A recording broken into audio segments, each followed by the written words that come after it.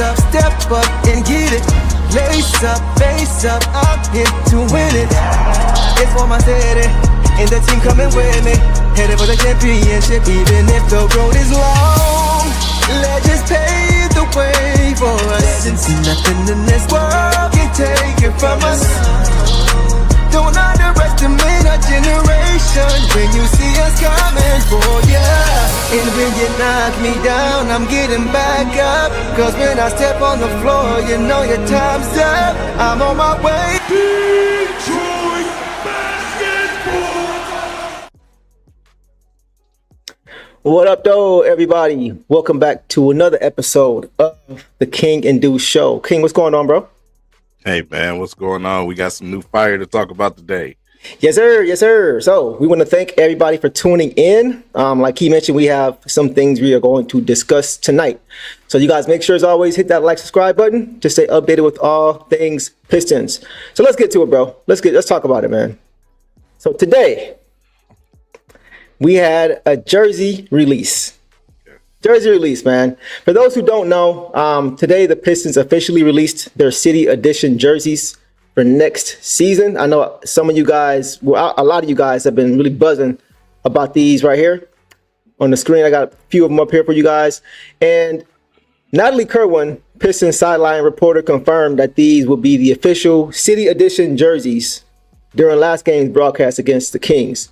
And last game, they actually had a few guys who were leaking this jersey. You see a side right here with a big old smile on his face, like he hiding a big old secret.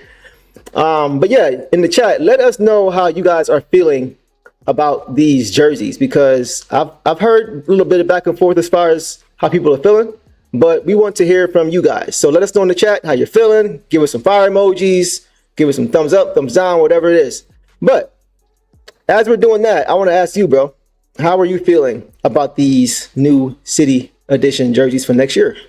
Man, absolute fire. Absolute fire. You know me, I'm a dresser, man. I dress. It's what I do. You know what I'm saying? Yeah. And this is a City Edition jersey that I really can get behind, man. Like I said, just looking at it, I love how Cade put it together with the shoes too. But yeah. Boy, it's fire. It's a clash of a lot of my favorite jerseys. You know what I'm saying? Of course, Teal is one of my favorite, but then the Lightning jersey. Everybody loves the Lightning.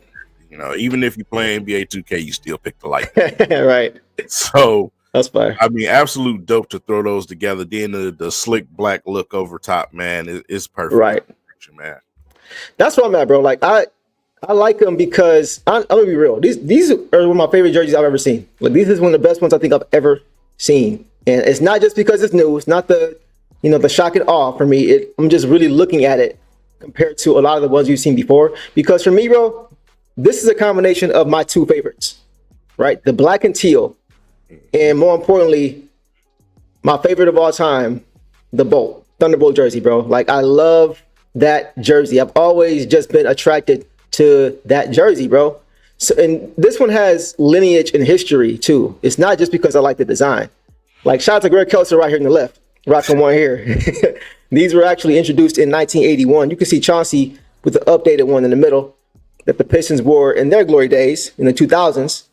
And the Pistons brought them back, as you guys can see, in 2021. So I feel like the Pistons have been very experimental over this last 5 years or so with their jersey designs. Like some are dope, some are decent, and some are kind of just like, not really either. But it's just something about this one that really just hits for me. So like, I like that they kept two. I like that they kept the Pistons blue in these. It's not just black and teal with the boat. It's actually the dark navy blue. So they made sure they didn't go completely away from the original old school themes. I like that too. Yeah, man. Like I said, that theme of that jersey is absolute fire. But obviously we got to give a shout out to Cade Cunningham, man. Slam Magazine, second time around.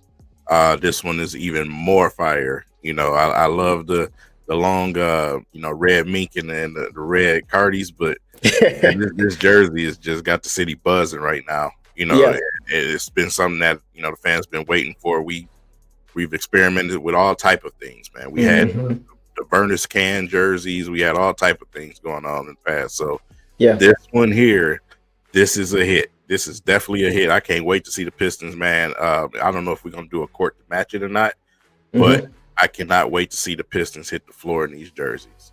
Bro, like we haven't gotten a schedule or release as far as when they'll be played or when they'll be worn or how many games they'll be worn or anything like that. But like King just said, it's gonna be surreal, like just watching them because we haven't really seen anything quite like this before.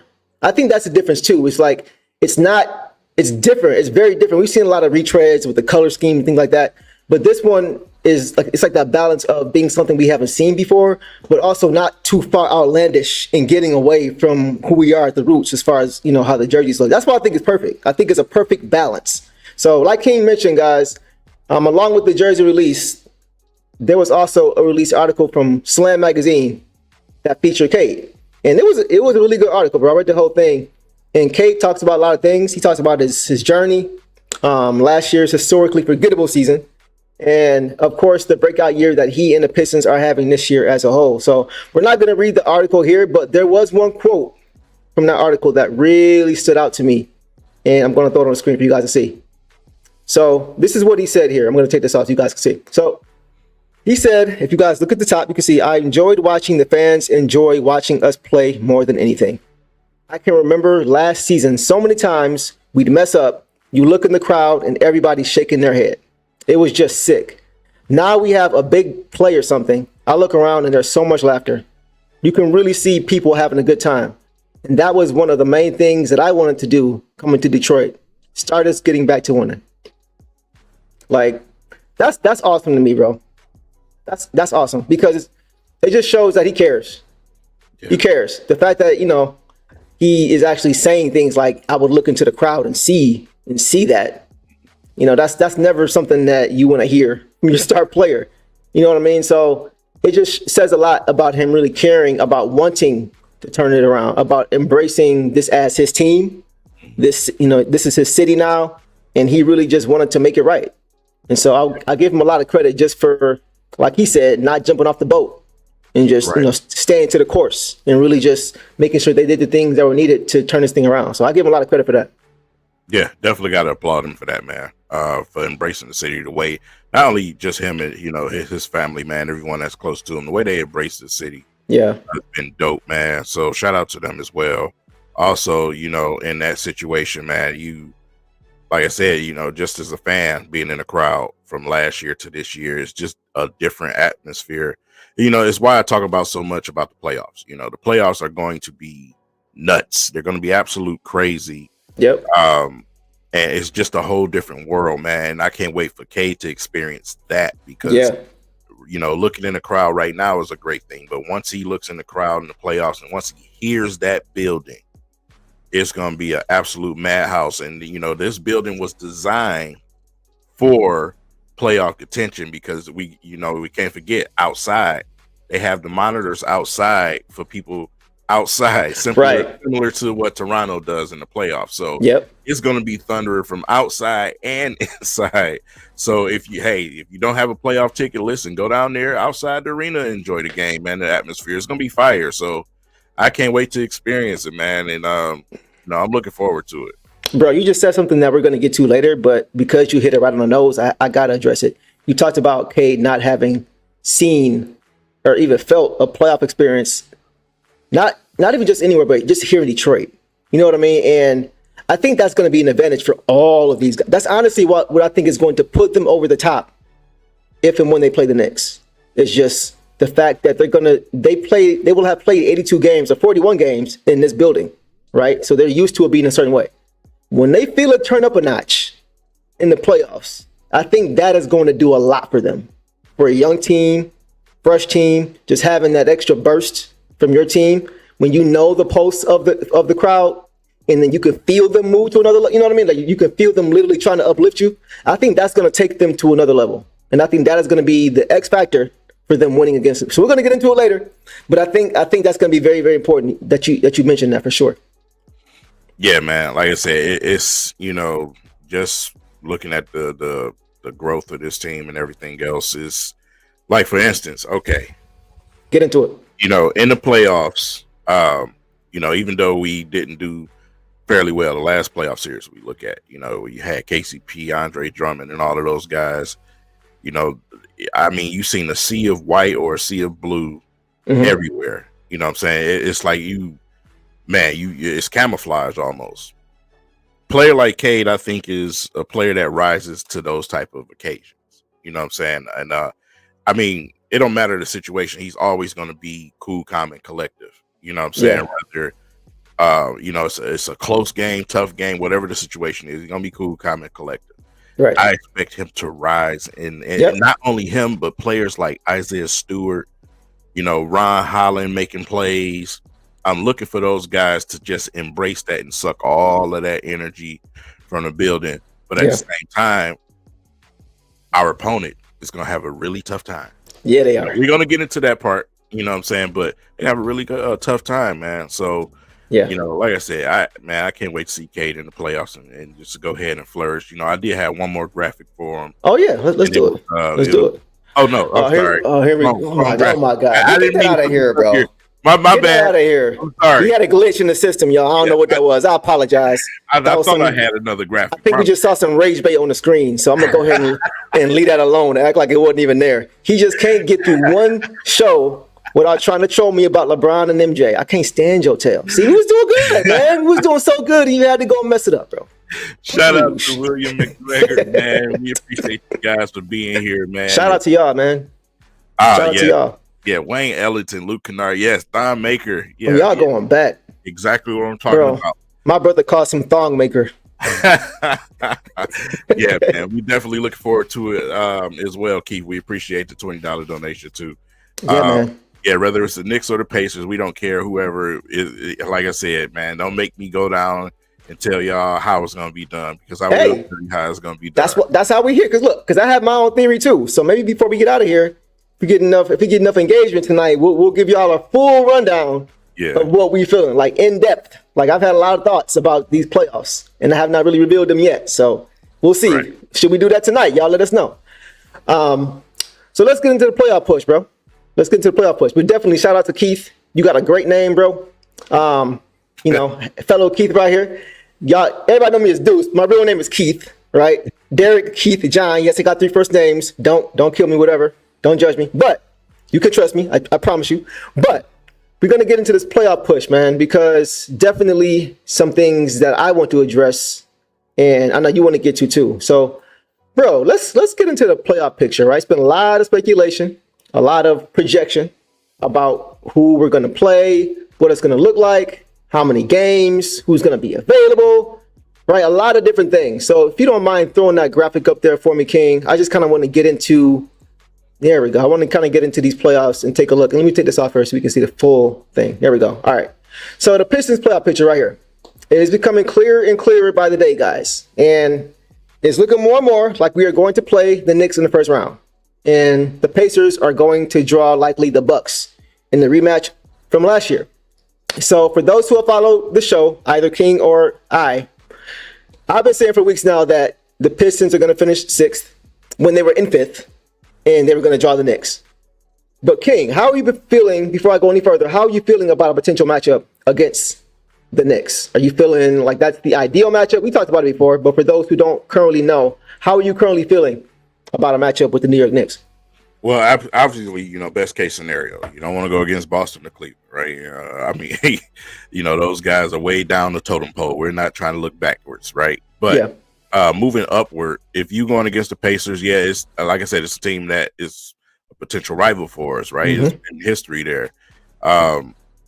It's just no comparison between going against the Knicks and then the Pacers. The Bucks are the Bucks. Like I said, Giannis been doing his thing the last couple of games, but the Bucks are the Bucks. When it comes to the matchup and the favorable matchup, to me, as far as how our team stacks up against theirs, the Knicks are where you want to go. So I like I said, man, it's whether you cleaning the kitchen or you washing dishes or hanging out with the missus, don't really matter to me. You know what I'm saying? Pistons in 6. You know what I'm saying?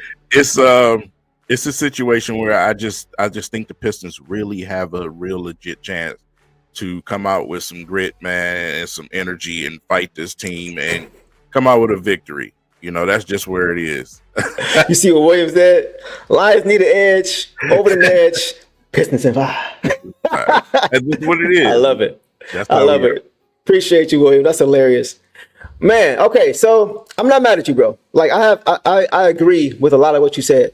Like I said before, bro, I kind of saw this coming with this matchup with the Knicks because I'm watching other teams. I'm watching the Bucks. I'm watching the Pacers. And like I said, I didn't think we were gonna catch the Bucks. Like once they surpassed us and went on a winning streak and another winning streak, I didn't think we were gonna catch them. And here's why. These last remaining games mean so much more to the Bucks than they do the Pistons as far as win and loss. I've been watching the Bucks, bro. I know I hear what you're saying. I've been watching them. They're trying to win every game, bro. They've won 5 straight as of yesterday. They're trying to win every single game. They don't seem to have forgotten about Indiana last year and that trash talking and that gloating after they beat the Bucks last year after Giannis went down and didn't come back. You know what I mean? So I think the Bucks have not forgotten that. Last night they were down 21 to the T-Wolves in the second half, and they opted to play all their guys. They could have easily just sat them guys and said, all right, we're not trying to overplay these guys for a regular season game. They could have did that. But the fact that they stayed in that game, played in that game, and come back and won that game, it shows me they're trying to win every game. You know what I'm saying? Like, they want the Pacers, bro. Go ahead. Yeah, no, you're absolutely right, man. You are absolutely right. That's why I said, Giannis been doing this thing. Yeah. And it is what it is. Like I said, wherever we land, wherever they land. My main focus on whoever we get in this first round, we need, everybody available. We need to go out here and take care of business. Yep. Simple and plain. You know what I'm saying? It would be lovely to get out of the first round and keep pushing in the playoffs, and then just have the possibility of Ivy. You know what I'm saying? Yeah. That type of thing right there. Because obviously over the last couple of games, you can see where he's needed. Tobias Harris is needed. You know what I'm saying? Though we lost a few of these games, we got to realize that Tobias points, rebounding, and his defense, which is crazy to say, we haven't had. You know what I'm saying? So don't take the last couple of games and think we're gonna go into the playoffs limping and something like that. They'll be ready. The Pistons will be ready. Yes. So exactly. when the playoffs start, you can best believe that, man. 100%. 100%. I think people are seeing how important Tobias is too. Early in the season, people were talking about benching him, and he wasn't great to start the season, but people are seeing how important he is now on both sides of the ball. The things he's doing consistently on both sides of the ball. So sometimes absence is what can really make you or help you understand how important guys are, like Tobias and Jaden, for example. Which brings us to Lamiko's comment right here. Lamiko, what's going on, bro? He says, what up, though, King and Deuce? What else are the Pistons in need of besides missing shooting guard Jaden Ivey's playmaking abilities to take them to the next level of being unstoppable? Stretch 4. Naz Reid. Stretch 4. Naz Reid. Right? I've been on that train for months. Since last year. Naz Reid is, and I think you've been saying similar things about that too. A Naz Reid type of player, I think, is what's that? No, I was saying Naz Reid type of player. Right, you're right. That's the prototype I'm looking for. That type of player, right? Just somebody who can stretch the floor consistently. Somebody who's taller than 6'8", right? Somebody who can help JD on the boards. Somebody who brings that gritty mentality. Isaiah Stewart. Doesn't have to be on the level of Isaiah Stewart, because how many Isaiah Stewarts are there in the league, right? But somebody who fits that mentality, somebody who's a willing defender. All the things that embody Detroit, but skill-wise, you want somebody who can spread the floor. Spread the floor. He can spread the floor. He can handle the ball a lot better than many people think. He can get it done in the post. He's got a nice jump. Like, he can do it all. He's pretty versatile as a big man. He's 6'9", 6'10". So that is the Rasheed Wallace on a lower level type of move that would take the Pistons to that next level at that same position. So that's where I'm at with that. What do you think? Yeah, and you said the key part at the end. It's the same situation. The Pistons needed the same thing when we went and got Rasheed Wallace. Yep. It's exactly what we need.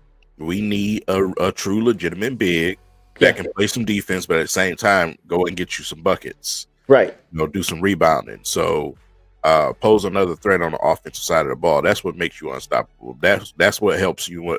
You have an Ivy come back as well. So you know, that type of situations is what I'm looking forward to. You know, Yeah. once to add, you know, somebody else to help with this team and take it to the next level and really be you know, a contending type team. That's serious out here, because I think in these playoffs, a lot of teams are about to find out just how serious the Detroit Pistons are. You know, I know a lot of teams recognize what the Pistons are doing and how hard they play, but in the playoffs is where you make noise. That's where you set waves through the league, and I think that's what we got an opportunity to do right here. Yeah, I agree with you. Like as far as the missing piece, like Lamiko was talking about, Jalen Duren has the ability to get 20 rebounds. But I don't want him to have to go do that. We watched the last 2 games playing especially the Grizzlies. We did in our last game against the Kings. We got out-rebounded by 20 and 13. Now, I know guys were out, but you should never get out-rebounded by that much. So that alone just shows a big part of what we're missing on this team. Tobias wasn't there either, to be fair. But once again, he's not a rebounding force. He can get it done, right? We always talk, he can lean into being that kind of player. But you can't teach size either. So I just think the last few games have shown us kind of what we need to go do this offseason. And I'm sure the front office has a pulse more than we do on what needs to be done. So shout out to you, Lamiko. Good question. Keith Lee coming back to us. We haven't faced the Pacers since the Pistons made Reggie Miller retire in the 2005 second round. You got a good memory. Yes, sir. But I like facing the Knicks. Let's talk about that, man. Because he made a good point. And honestly, bro, it's crazy that the year he retired was the year I thought they had the best chance to win a championship. Right? Yeah. That was the same year. That was after the Pistons won, and the Pacers had a chip on their shoulder for us. The same way the Bucks got a chip on their shoulder right now for the Pacers. Y'all beat us last year. We coming back to beat y'all. That's how the Pacers came into that game that caused malice at the Palace. And that was the only time, bro. Like they scared me more than the Spurs. Like I thought the Spurs were beatable. They should have been beat. But the Pacers, when they added Steven Jackson, that was the only time in our run I was like, I don't know. It was like looking in the mirror. Yes, exactly. That's exactly what it was like. So it's just crazy that the year that that Reggie Miller retired was the year they had the best chance to win. That probably was the plan, to try to get a ring with this team and retire. So you're 100% right, Keith. It's crazy times. That was 20 years ago this year, which is crazy to say. Crazy stuff. Crazy stuff, man. Time flies and you having fun, don't it? We got one more from Buckets Crazy. It says, elephant in the room. Refs in New York. They blew that game early in the season, and those Zebras had to apologize. Wow. Was that last year? The Asar? Remember last year when they blew that call? When who was it? Was that DiVincenzo that ran into him? To Asar last year, and that was last year, the only time we saw Monty Williams get upset. The only time we saw Monty Williams get upset in the post game. That was the game that DiVincenzo ran into Asar's legs right in front of the referee. And they didn't call anything. I don't like DiVincenzo, bro. I can't stand that dude. Listen, man, we need to put a wanted shirt with his picture on it. You know what I'm saying? Like, he ain't bad luck. Bad luck, man. When they come to Detroit, get him out of here. Yeah. That's insane. But yeah, that's crazy. So hopefully that won't be a factor. But Bucket's crazy. But that's a good point. That is a good point. That's wild. That's wild. Hopefully, with Coach Bickerstaff on the sideline, they'll be a little bit more kept in check or on edge, because I want them uncomfortable when it comes to calling the game right for us, because we deserve that. This is an interesting comment. You can't just give us a comment like that, Frank, without some type of weight to it. Why would you not want Naz Reid as a basketball connoisseur? Why would you not want Naz Reid in any circumstance on your team? Get the little scuffle out of your head. Get the emotion out, bro. Why, from a talent level, would you not want Naz Reid? Like, you know how many people didn't like Rasheed Wallace? Before he came here? Yeah. You know what I'm saying? Like, but when he came here, he was beloved. Like, some guys are just very polarizing. Bill Laimbeer would not be one of your favorite players if he didn't play here. Like, you know what I'm saying? Like, that's just how it is. If and when if he did wear white and blue and started balling out, and we are looking like one of the top 3 teams in the East, all that feeling would just be a laughing matter. All the things that happened before would be a laughing matter. I'm just saying that as it is, bro. I'm calling it like it is. And we talked about it a little bit last time. Rick Mahorn hated our players here. He didn't want to come here. He flat out said, I did not want no parts of Detroit. Mark Aguirre did not want to come here. With the Mavericks. You know what I'm saying? He didn't want to come here. So he only did for Zeke. Yeah. Because they were boys. So, like I said, you had players that hated being here, and you had players who hated the players here. That actually got to fight with players here. Exactly. So you got to kind of let that go. You know what I'm saying? Like, if he can come help our team win, then yes, you add him. You add him immediately. Yes. So I mean, go ahead. Shoving match, man. You can. I mean, that's child's play. You know what I'm saying? I can see if somebody was really out there hurting somebody, but that little scuffle crap we had, man, let that go. Yeah. You mentioned Rick Mahorn, bro. He caused the fight between Bill Laimbeer and Charles Barkley way back. Remember, we talked about it. He dunked on Dennis Rodman. Before he came here. He played with the Bullets. He dunked on Dennis Rodman, got in his face. Laimbeer didn't like it. He went at Mahorn. Chuck went at Laimbeer, and that's how that scuffle happened. Yep. A few years later, like you just said, Rick Mahorn couldn't stand Detroit. He wanted no parts. But guess what? When that expansion draft came, and he was one of the guys that had to leave, he was crying.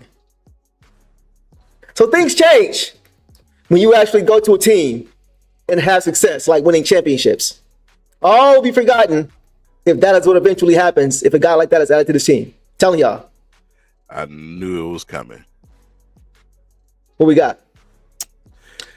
I like Nas. It's just going to be high demand, and the Pistons still have to extend other. Don't just sound like the Lions. Man, Pistons they can afford Nas Reed, bro. You know, and one thing, you know, with this fan base, as far as the Pistons go, a lot of these fans expect the Pistons players to demand all of this money. I don't know why. Half of these guys haven't even played enough to demand these crazy contracts that you guys are drawing up in your head. Yes. So you kind of are in a unfortunate but fortunate situation. You know, so like I said, I think the Pistons will definitely have enough money to get a guy Nas Reed. Mm-hmm. So yeah, I do too, and I think the Pistons are kind of in. I don't know if this was by design or not, but either way, I think it's working out beautifully. I think King, you and I talked about this offline before. When you think about the Golden State Warriors strength and numbers team, pre-KD, right when they had the deepest team in the league, how'd they have the room to get Leandro Barbosa and Livingston and all these different guys? How do they have all this cap to get all these guys? Steph Curry could not stay healthy. He kept spraining his ankle, twisting his ankle. He couldn't even stay in the court. People were saying, is he even going to last in the NBA early in his career? And because of that, you know, when it came extension time, when it came contract time, because he hadn't been available for whatever reason, he wasn't getting the max. Now, I'm all for our guys getting their money, but you got to play a certain amount of games and showing up on the court consistently in order to get those max contracts. We all know that. So it may be a blessing in disguise that we haven't had all these guys for the duration consistently, because it puts us in a position to where they can kind of negotiate and kind of meet in the middle, you know, with Trajan Langdon and say, okay, okay. You know what I mean? Like, I think that kind of creates a blessing in disguise for us in a sense, long term, as far as winning, to be able to keep some of these guys that normally who are this good, you can't keep because they're just too talented. Shout out once again to Keith Lee, rating 1 to 10. Appreciate you, bro. Shout out to you, man, because you bringing up something that, you know, Greg Kelser was talking about last game. And that was Jalen Duren developing some type of face-up or a 15-footer. Now, y'all know I'm heavy on this. You know what I'm saying? I say the same thing about Isaiah Stewart. You know, you've been saying that. League, develop a 15-footer before you step out to the three-point line. Right. You know, that's just my rule. And to see Jalen Duren, you know, develop something like that, that just creates a whole different dimension for him. You know what I'm saying? That makes your team completely different. Yep. Because if he's able to step out and hit some jump shots, if it's not just all pick and roll alley-oops and putbacks, then that's a different level Yep. of having to deal with during that a lot of teams don't want to face. That's a great point, bro. So Keith Lee, you know who I have been saying I want to see JD become? And this may be an unpopular opinion based on the team that he played for. We just talked about that same team actually about 10 minutes ago. Jermaine O'Neal. That is who I want to see him become as far as developing that 15 to 20 footer from anywhere on the court. That was Jermaine O'Neal. There was a time when Jermaine O'Neal was almost on par with the KGs of the world, the McDyses of the world, the Rasheeds of the world. If you watch those playoffs, He was. if you watch those playoffs when the Pistons were going to war in 2004, Jermaine O'Neal was giving Ben and Sheed all they could handle. Now, eventually, they overwhelmed him because it was two of them and just one of him. But that guy was a monster. Yes, Fat Dwayne, he was an absolute problem. So, wasn't a lot of guys I saw Ben Wallace struggle with. You know what I mean? He was one of them. So, that is who I want to see him become. I think he has because think about Jermaine O'Neal in Portland. When the Dale Davises of the world, the Brian Grants of the world, the Sheeds of the world were in front of him in the depth chart. He couldn't get on the court. I remember watching him play the Lakers in the conference finals when the Lakers came back, right? And he wasn't getting a lot of PT. But I was just like, this dude's pretty solid. Like, he's not great, but he's solid. Man, he got an opportunity. He worked on his game. He went to Indiana, became an all-star, perennial. So, like, 100% Keith Lee. If he develops that, it's over. It's over. Hey, you know, I don't think we necessarily have a number one free agent. I think it's just that type of free agent that we're looking for.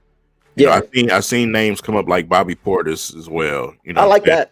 Obviously, championship caliber, you shoot the lights out. You know what I'm saying? So those type of guys, that's what we look for. A big who can come in here and stretch the floor, and be a problem. That's what we're looking for. Right. Yeah, he hurt his knee. That was the problem. That was it, man. But had that not happened, I'm telling y'all, man, yeah, JD can be Antonio McDyess. That's where I'm at. He was automatic. Like, we talk about Jermaine O'Neal. McDyess, after his injury, he transformed his game and was automatic, especially from the corner. He would not miss. Oh, my God. Absolutely. Yeah. Automatic, man. Yeah. Yeah, Ben did struggle with Zach Randolph, too. Lefty seemed to give him a little bit of problems at times, too. I did notice that. Good call. Good call for sure. All you heard in the arena was Miggity McDice. Right. Shout out to Mason. All right, so let's get back to this playoff push, bro. All right, so for me, I kind of like went through a few different scenarios of how it's going to actually play out. Before we get there, let me get to Keith again, showing us love tonight, man. He says, another power forward, exact, yeah. Same tip. Y'all on the same tip. Saying the same exact thing. That was a tough duo. The two of them together, Randolph and Marc Gasol. Sheesh. Man, shout out to Tebow, man. Yeah. That's an underrated team. These days. Yeah, don't get talked about these days. Yeah. Wasn't that Mike Conley? You know them guys over there? Who was it? Him and Al Jefferson, those two type of players. Yeah. They weren't going out athletic you, man, but they were just a problem in the paint, bro. Yeah. Exactly. They're what I hope Moose would be on this team. Right. Yeah, but appreciate you, Keith. Yeah, Roy Hibbert and David West, exactly. Those kind of guys, right? All right, so let's get back to the playoff push, bro. So I got a couple scenarios that I was kind of playing out because I'm like braced like an overbite for the playoffs. I can't wait. So I'm looking at the Bucks schedule. The Bucks, their last 3 games are against the Pelicans and the Pistons twice. Yeah. They're going to beat the Pelicans, right? They're currently up 2 games on the Pistons as of right now. So if the Bucks go on to split with the Pistons in their last 2 games to end the season, they get the 5 seed no matter what. No matter what, right? So I don't see that happening, right? But that's kind of how that plays out. Now on the Pistons side, their last 3 games are against the Knicks, the Bucks, and the Bucks. Right. So if the Pistons went out, right, they beat the Bucks or beat the Knicks, and then beat the Bucks twice. That's really the only way they can get to 5. And I don't see that really happening either because priority number 1 for the Pistons, as you said already, King, is health. So once again, the Pistons, they don't have any incentive to win games. No, But they the don't. Bucks, though, on the opposite side, they have a lot of incentive to win games because we talked about the Pacers. So that's why I think the standings as of right now is going to play out just like this. I don't think anybody's going to shuffle or move. I think it's going to finish just like this. Your thoughts on that, King?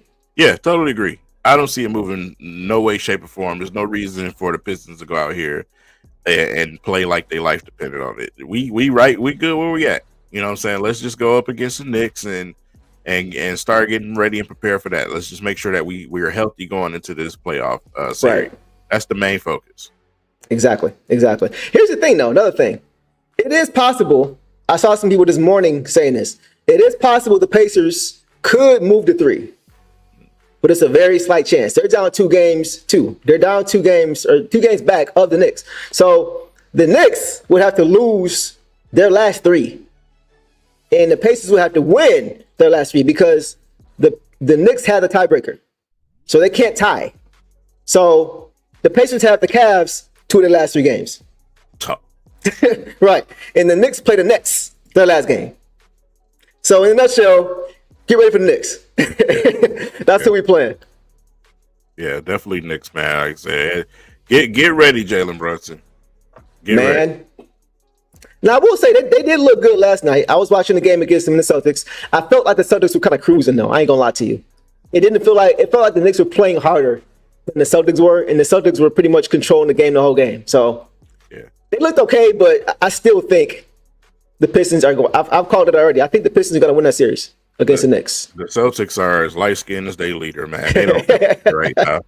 Like I said, what are they even out there for? It's just like, bro, it's like, okay, you know what I'm saying? We're the standard in the East besides the Cavs. So, you know, like I said, yeah. Get ready, Knicks. Get ready, Knicks. For sure. William McGregor says the GOAT duo, Stan Slava Kratsov and King English. Not Slava. I haven't heard Slava's name in a couple years. It's been a minute for Slava Kratsov. That's a good one. That is a very good one, William McGregor. Those 2 names, Slava Kratsov, and then you had Gigi Datomi. Those 2 right there. Bro, you know what's crazy? He was touted as the best shooter in Europe when he came over here. Yep. I don't remember him knocking down 1-3 when he was here. And the lights get a whole lot larger when you come to the U.S., man. Because, like I said, a lot of those dudes, they grew up admiring some of these players. So when they get here, it's just like, your headlights. That's why it don't work out for a lot of these players that come from certain places overseas. It's just different. You know what I'm saying? It's different atmosphere. Who was worse? Who was more cringe? Gigi Datomi or Walter Herman? Walter had some moments. He did. He had some moments, man. Stretch Armstrong is what I call him. That's what he looked like. Walter had some moments out there with his hair, man. So I agree with you.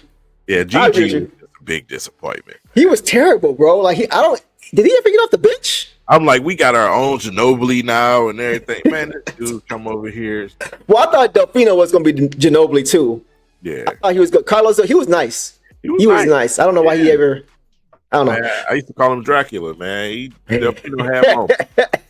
He had moments. That's hilarious. Real quick, Lohai says, plus Santi could be an even better scorer over here than over there. Did you watch that game, though, bro? Watching Santi Aldama? I'm not a Santi fan, bro. He looked soft to me. He looked very soft to me. No disrespect, but his game is just kind of soft. To me, he's a little bit better than Fontecchio. Like skill wise, and that's no knock on y'all know I rock with him whenever I can. Whenever my eyes tell me I should, I rock with him. Right? But I don't think that's enough of an upgrade, bro. And we need somebody who can bang in the post with JD with them trees. I don't want JD fighting off 2 opposite jerseys all the time in the paint. We need somebody who is willing and who likes that style of play, like Stu. With the mentality. With the mentality. With the mental aspect of it too. I want somebody that go toe to toe with bigs down there. Right. When I see Rudy Gobert is barbecue chicken, that type of mentality. That's what I want to see. Because you know who the soft centers in this league are. So, like I said, I want Rasheed Wallace type guy coming over here. Like you better not piss me off type of player. 100%. 100%. Keith Lee Petway says Walter Herman had huge hands, bro. Yeah. He had like monster hands. It was crazy. He used to go But through yeah, the lane and just palm the ball. like a little tennis ball, bro. It's crazy. Yeah, he was nice. But yeah, man, I definitely am not in on Santi. I just don't. He's. You remember Ersan Ilyasova? Yeah.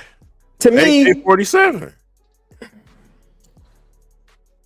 To me, that's like Santi. I don't think we win with that. Yeah, he ain't AK. AK was. You think Ilyasova better? Yeah, AK. He was. Oh, I don't know, but maybe I thought he was better with the Bucks than he was. He was. I was expecting more when he came here. Personally, he was the second AK. You know, Illy was. He wasn't the original AK-47, but I Karolinko that for the Pistons for us. But okay. Ilyasova had his moments here. He played. You know, like I said, these teams weren't constructed the greatest. You know what I'm saying? So I've seen Ilyasova on other teams look better. Yeah. You know what I'm saying? I've seen him on other teams look better. And I don't think about this. The team he was on, right? Is that team better than this one? What? Ilyasova? Yes. No. Exactly. He wouldn't even be playing on this team, bro. He looked better because of the team he was on. Hey, Fontecchio play on this team, bro. I mean, he should be. I bet you he knocked down more shots than Fontecchio. No, I agree with you. I just feel like I feel like Ilyasova is like Santi, because I think Santi's better than Fontecchio too. You know what I'm saying? It's just, I don't know, bro. It's just something about, and this is no disrespect, it's just that I don't think the European style really fits here well with most players. It's just different, and it's no knock. I just don't think it meshes. You know, as far as like having that dog mentality across the board, you know, it just doesn't seem like he would. I don't want to rely on him as my starting forward from trying to contend for championships. Yeah, that's what it comes down to for me. It's just I'm good. I need Fontecchio to have a spectacular revival in the playoffs. I want to see him out on the floor doing this. He had the whole office doing this today. You better have the entire crowd doing this, bro. Playoffs, bro. Bro, you can't do this as your trademark and then be going 0 for 4 in games, bro. Like consistently, you gotta knock down shots. Think about it. We will never, bro. When was the last time we saw the bitch doing this? Right.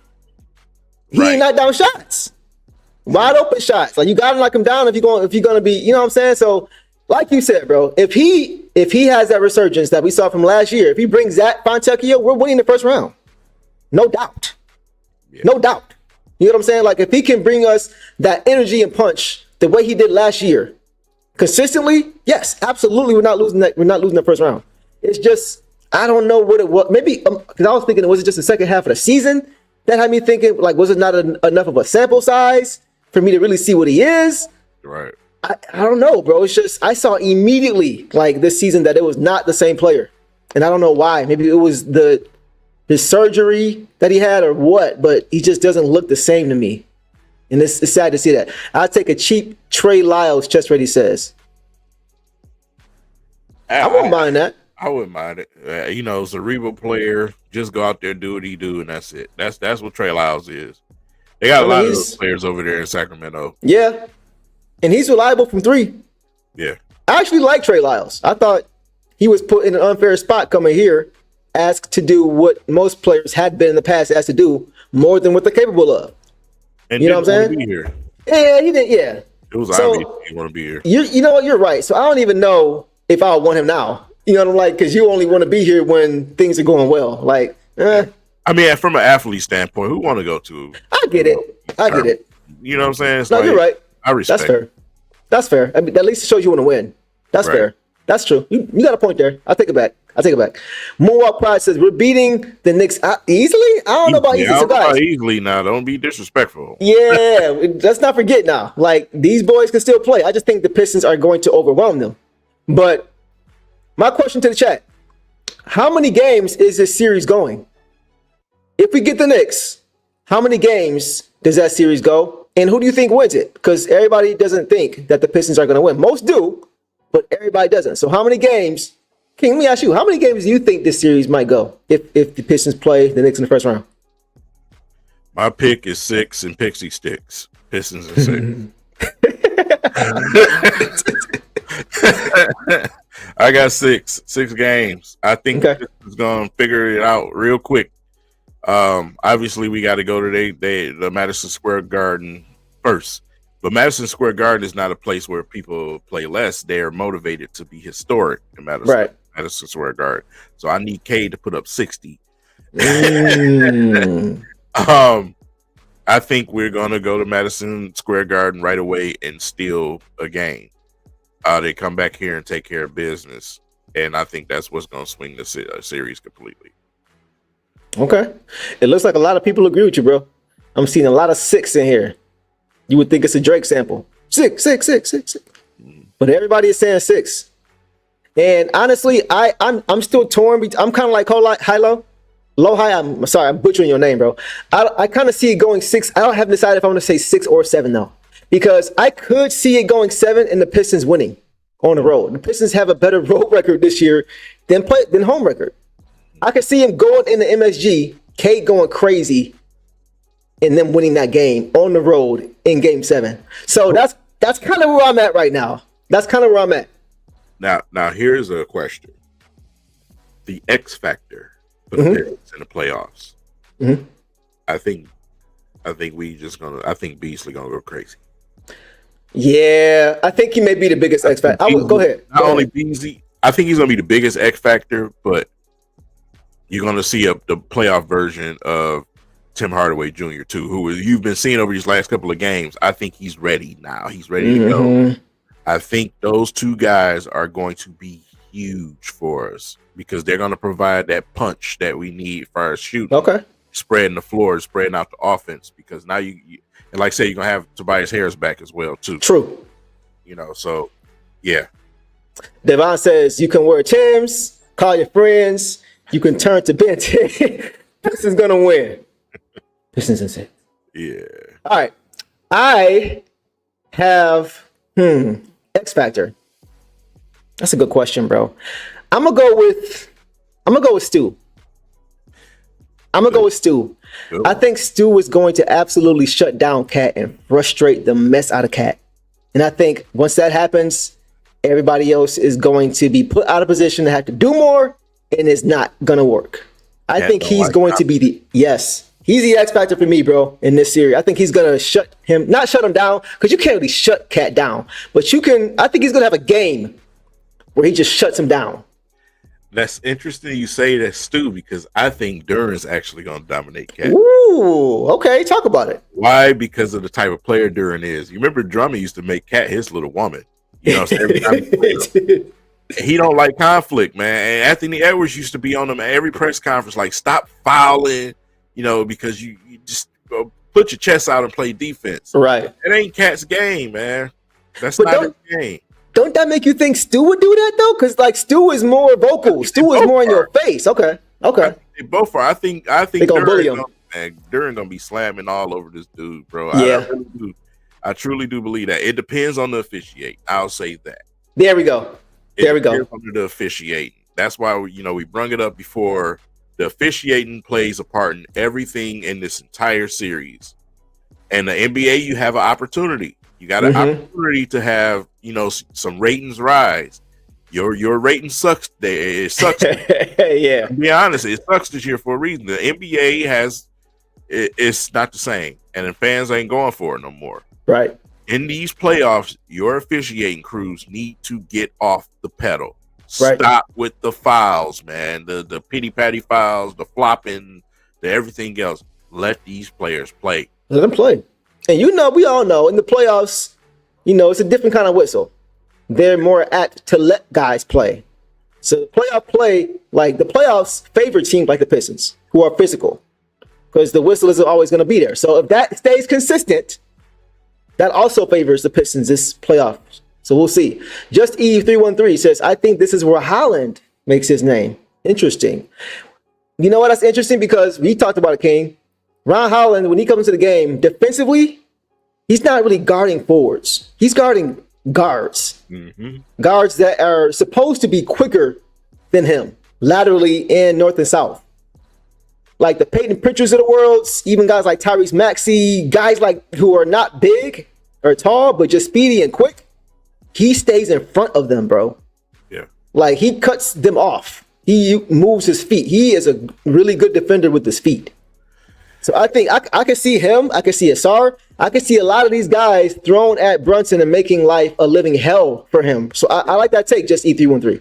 Yeah, let's go all the way down the rabbit hole, man. So since we into it, let's break. Let's do it. Open it up. Pause. Not only Holland, we've seen the Pistons throw Asar at Brunson. You know what I'm saying? Yes. So those guards over there are gonna have a tough time, a really tough time, because guys like Holland, Asar, and even Stu in switch off situations. He's good at guarding the perimeter too. So the Pistons are gonna throw everything they can. At those guards over there. Yeah, if it's a game where New York has to rely on their bigs to beat us, it's not going to be a good night for them. Nope. If Brunson is not having a magical night, if the Knicks are not shooting the ball well, they're not going to beat you.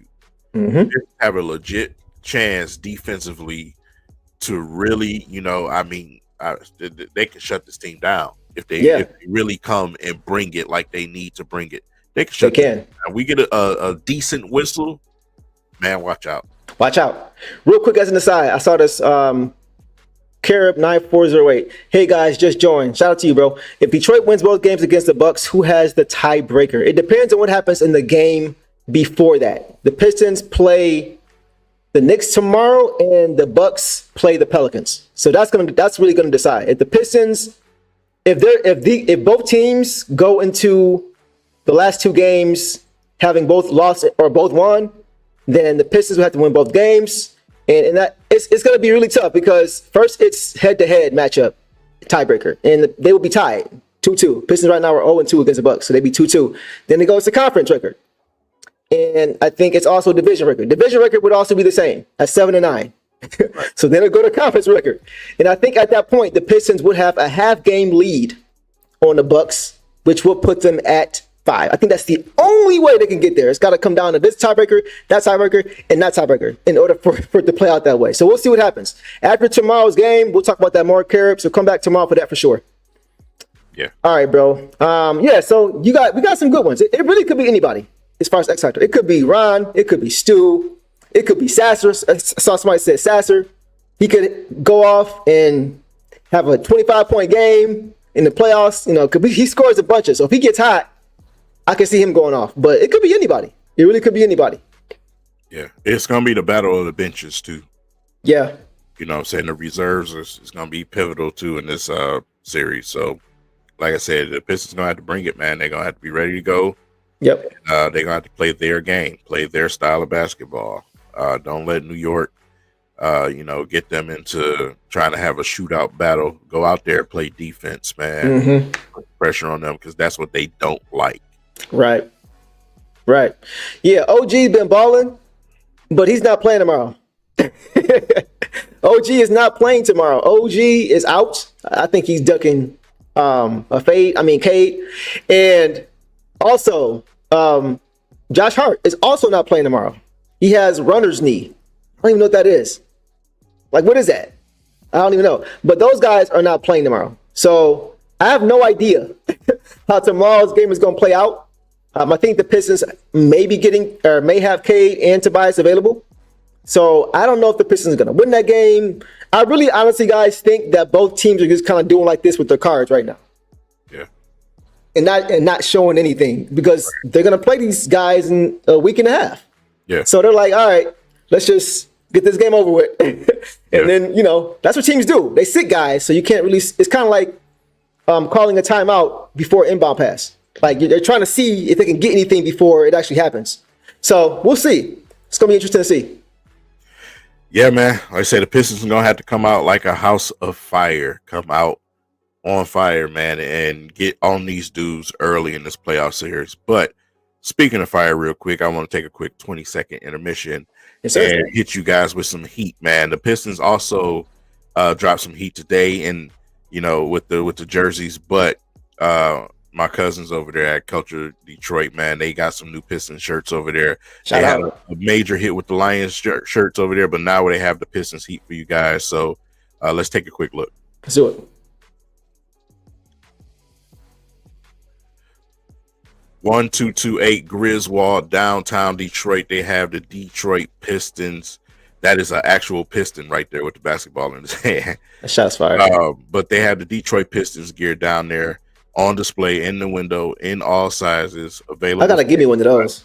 Yeah, absolutely. That shirt fire. Will be displaying those shirts. I'm probably sure if you follow me on social media, Instagram, you'll see me rocking that shirt because it's absolute cold. But here's a closer look at the shirt. They have multiple colors, man, but it's a nice shirt, man. That black is dope, bro. The top, I gotta get one of those. Yeah. So which one are you looking at? Yeah, I'm definitely looking at that black one too. Yeah. But I'm probably they all sweet though. With the new colors and stuff that we seen today, look for some future shirts, man, with that same color scheme. Yeah, I can guarantee you that. So shout out to Coach of Detroit once again, man. Like I said, 2 locations, one in Livernois and one downtown. Make sure you guys stop by and say what up, though. Fire stuff. That King sent you, King or Do sent you. Yes, they got some fire stuff, man. Like if y'all go, y'all won't leave empty-handed.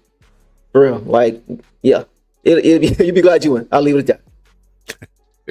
Yeah. All right, man. Baldwin says, do they ship? I believe so. I think so. Especially if you're here, they'll deliver to you, I believe.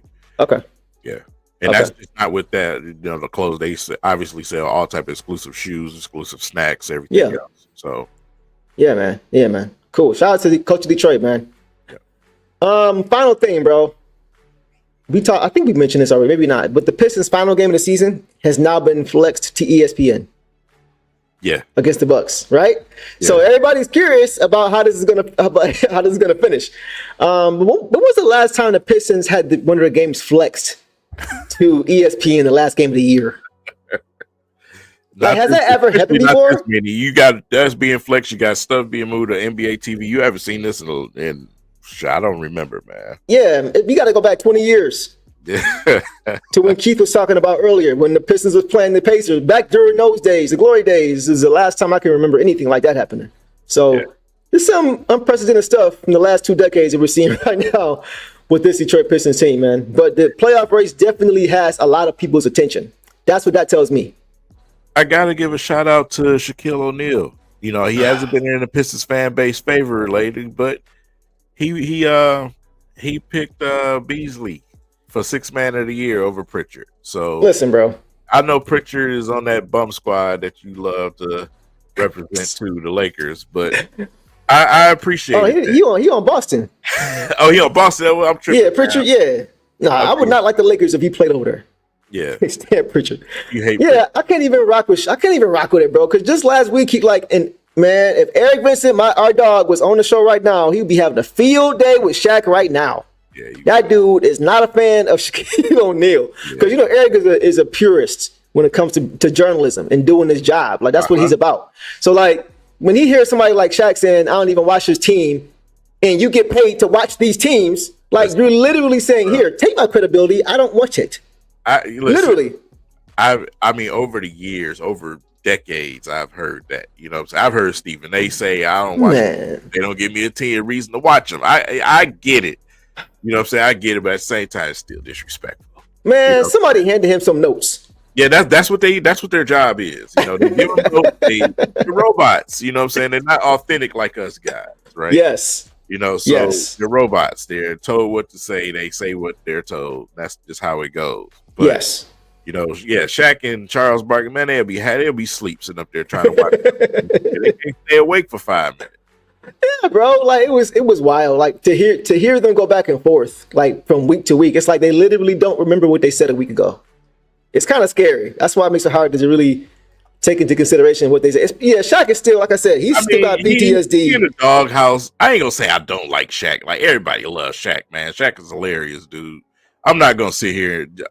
That's sensitive, dude. Listen, I'm just, from behind the TV screen. I'm not the biggest fan of him. I liked him a lot. During the early 2000s, he's winning championships with the Lakers. I liked him then. I probably would like him if I met him. I don't know him. You know what I'm saying? So I follow Shaq though. That's the thing. I don't too. I just Shaq when he go out to shop, he pay for everybody's stuff everywhere he goes. That is true. Some of the stuff that the donations and the ventures that he's into. I look into all that stuff. I'm not going to be a character because he don't watch my team. Like, come on. No, that's 100%. In the I tell grand you scheme what. of things, I'm just saying that as far as basketball term. Like, I don't like you right now, bro. When the game is over, we cool. You know, that kind of thing. But like, you're right. He is one of the most giving people that you'll meet as far as giving back. So I will give him that. I will give him that. He said, Devin said, Stephen A don't know. Yeah, he called him Wade Cunningham. Like last week. Like, what is going on? That's an NBA problem. You know why? Because they don't market these teams right. Yeah. You know what I'm saying? Because they do the same thing to Portland. Yeah. Same thing to Sacramento. Same thing to Utah, the Timberwolves, Memphis. They do the same thing to a lot of these teams. Unless you got a superstar on your team, they're not looking your way. Yeah. I mean, it's obvious. You know, and the Pistons are making people look this way. That's what I like the most. Because we're not a team. We don't need you. We don't have manufactured superstars or attention over here. We earn it, bro. Yep. We earn it in a D. That's just what it is, and I appreciate that more than anything. I agree with you there, bro. I think that's fact. Megan says Shaq is grimace. I'm dead. We can end it on that note, bro. You got any more playoff thoughts before we get out of here, bro? Playoff thoughts, man. No, not really. Like I said, let's just say the West is going to be interesting. Yes. The West is definitely okay. Let's talk about that real quick. The West is 100% going to be very like there is no wiggle room, and I don't even mean as far as standings, but as far as competition, bro. From 1 to 8, like if you're at 3 and you happen to move to 2, you're not really happy. You know what I'm saying? Like, yeah, it's gonna be real. You know what? While we're talking about it, I'm going to bring up the standings on the West side, and we're going to look at because it really could go so many different ways. The East is more top heavy. We know that. I've been sitting here. That is it, man. Somebody sent you in here, Emperor. What happened? The playoffs. I mentioned this before in the video. I mentioned on social media. I tweeted it out. I want the intros in the playoffs, bro. At least for one. Yeah. I don't care. Yeah. Give me the final countdown intros, man. So, funny story. Somebody may or may not be creating something that has a mashup with that and something else that somebody has done in the past. I'm gonna let you put 2 and 2 together. Yeah. But I'm gonna leave that at that. Before. You know what I'm saying? You know what I'm saying? All right. You know what I'm saying? So I'm gonna leave that there. If y'all been following me, y'all know what I'm talking about. But Emperor, I totally agree. Like just for the vibes, bro. Nothing got me hype like that theme song, bro. Like with Mason and the crowd and the gong or whatever it is, like, man. I guarantee you this. If you come out with that song in the intros, if you come out with that song, if you come out with Final Countdown in the intros, the first home game of the Pistons in the playoffs, you're going to get an automatic dub. Yes. The energy in that place is going to be so crazy. Just from that. You're going to get a dub, bro. It's going to carry over all game. It ain't going to be just an intro. Okay, now it's going to carry over all game. Yeah, like Divine remembers Chauncey. Boop, boop, boop, boop, boop. Like, bro, this team needs their own, like, Billupses. They need their own, you know what I'm saying? They need their own nicknames. They need all that. But definitely, bro, like, I would always, to this day, I still get goosebumps just thinking about how I used to get goosebumps watching that, or being at the Palace and just being in that environment and hearing how loud it is, and just the whole vibe, bro, was special. Pistons, if you're watching this, please bring back the Final Countdown. Like, that will set LCA on fire. It will. We need you guys to be active, though. We need you guys to be active. You clip this right now. Yes. Share it on social media. Go on social media. Grab my tweet if you're on Twitter. Retweet it. Yes. Tag the Pistons. Get the voice out there of what the fans want. Exactly. The Pistons, listen, man. We wanted Detroit versus everybody shirts and everything else. Remember that happened? Facts. You know what I'm saying? Our voice is heard. Put it out there. Yeah. Yeah. It's up to y'all, man. It's up to all of us. So let's do our part in trying to help this team win and restoring that theme song back to where it should have never left. And let's get it popping like how we used to get it popping back in the early 2000s. I would even go as far as just still, it's only the starting lineup that sucks because I would let Stu get a little bit of the dung, bro. Ooh, bro, that would be insane. The defensive just player out of love, yeah. Like get Ben to sign off on it, which he probably would, because that's how Ben is, right? He probably would sign off. That would be incredible. They just took photos today, right? And took a team photo, and somebody handed the belt to the team. Guess who held it up? Stu. Yes, like it just makes sense, bro. He is that guy for this team the way Ben was that guy for that team. He's literally turned into that player that we thought he was going to be when he got drafted from Washington. 100%. Me and you said it. Mm-hmm. We were like, man, he went this late in the draft. Because honestly, I didn't know much about him until after we got him. I went back and looked at film, like, wow, this dude is good. Yeah. So, like you said, he's becoming the guy now. But honestly, to be fair to him, I did not see him being this good defensively this quickly. I didn't see him being this, like how we didn't see Coach being this good this quickly. I didn't see Stu being this good defensively this fast. And that's not taking nothing away. He has just surpassed expectations, bro. All the credit to Stu. Yes. Physically, Stu did not have it at first. He put that work in to improve his jumping, his timing, and everything else.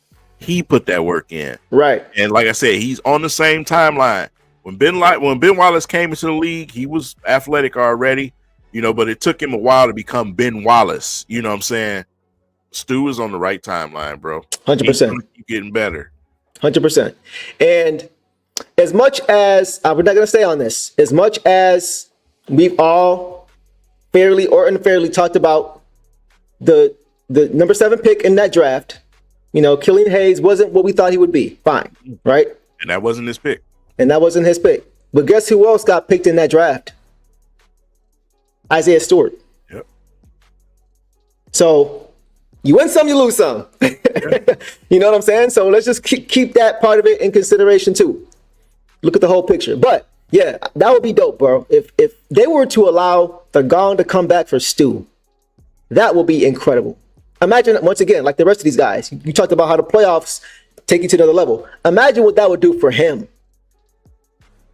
Man, he would be a demon. You hear bro, me? He feels like this is home already. You can see how much he embraces this city when he's always doing this. Every chance he gets, he's doing this, going in other arenas and doing this, right?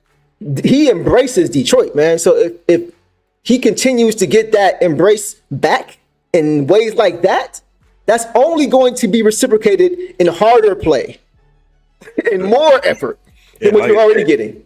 Like you said, just Ben being who he is, Ben has a lot to do with what you're seeing from Stu right now. Agreed.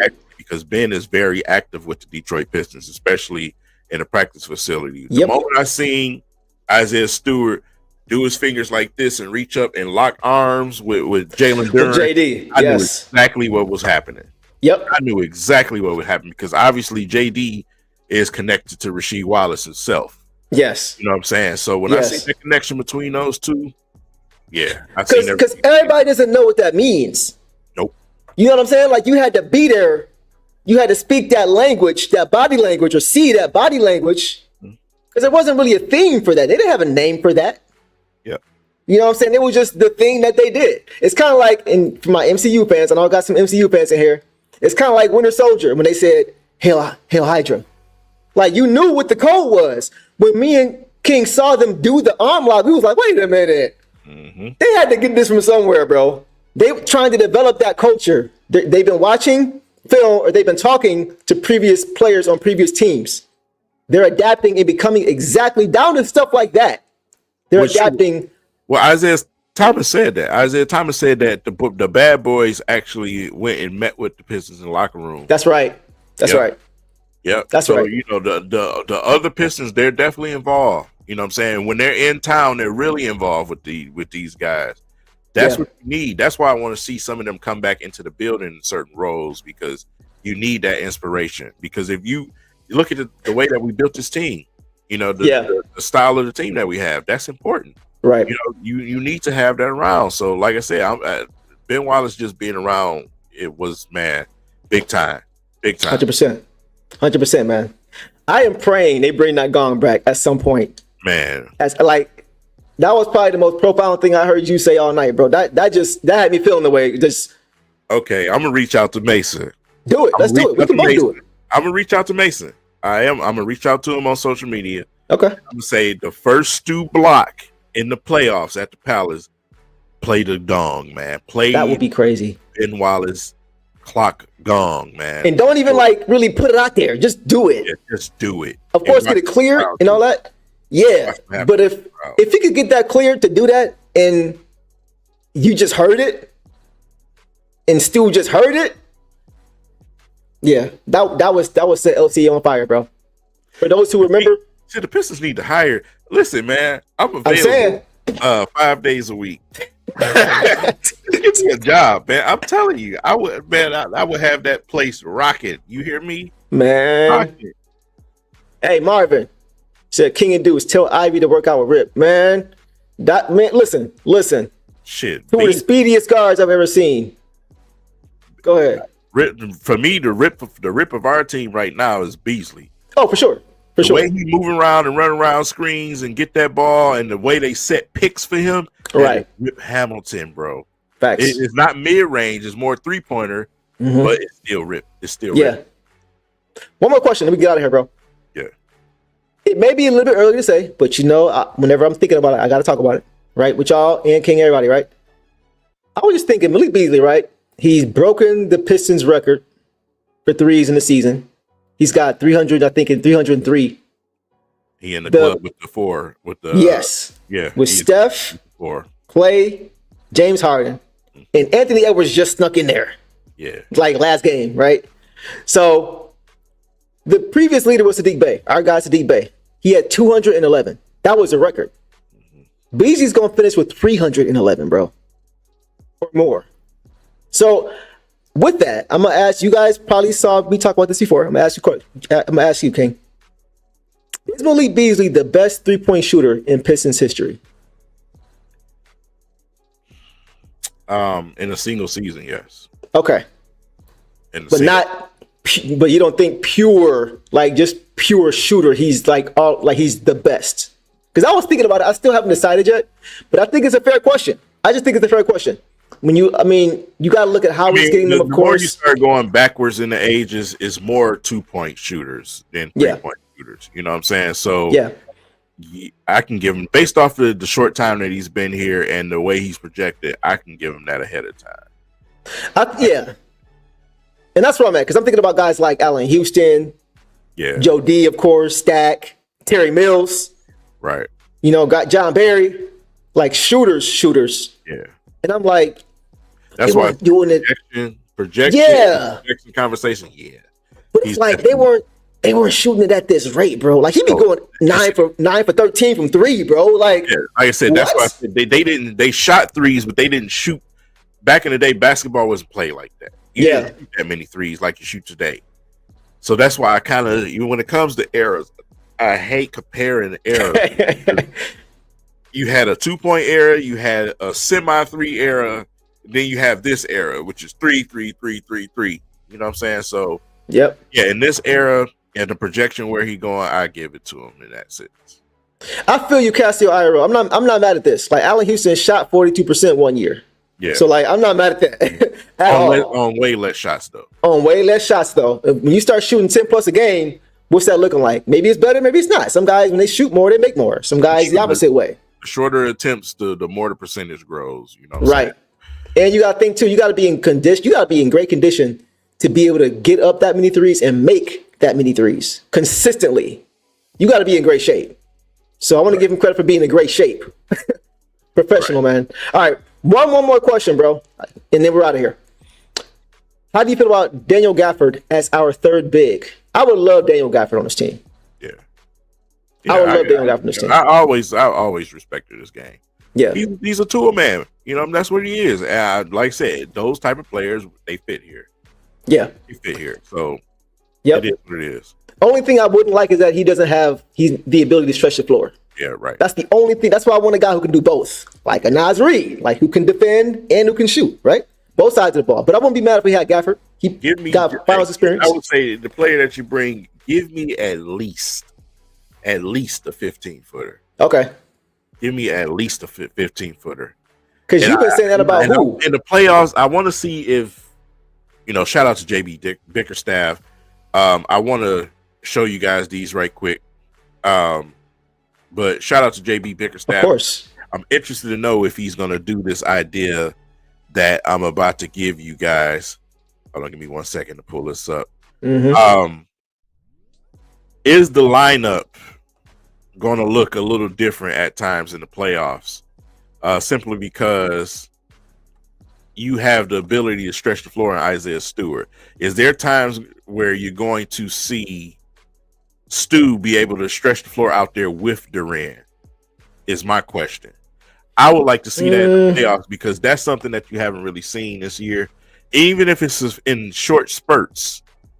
Even if it's in short spurts where you're getting ready to sub Durant out, can you try to see if these guys can coexist together? Because Stu, when he has had an opportunity to stretch the floor, he's been able to knock down shots. So I just want to show y'all these shirts right quick. These are the JB Bickerstaff shirts I just updated on my channel. Obviously, with the hat on, that's fire. Yeah, obviously, I believe he's Coach of the Year. Yes. So this is the undisputed Coach of the Year shirt with JB Bickerstaff. The price is definitely going to drop about a good $5. They're going to go down to $19.99. So if you guys are interested in that, they come in blue and black as well. If you're interested in that, look at the bottom of my videos in the T-shirt locker, and y'all should be able to find them there. I'll leave a link in the description as well. The King getting in his bag. Y'all go check that out. Yeah. I love it. I like that. Hey, do I get one or I got to pay for one? No, you got to pay. Okay, I thought so. I thought so. I just want to make sure. Probably got to pay extra. No promo code, nothing. All right, I get it. No, y'all go check them out.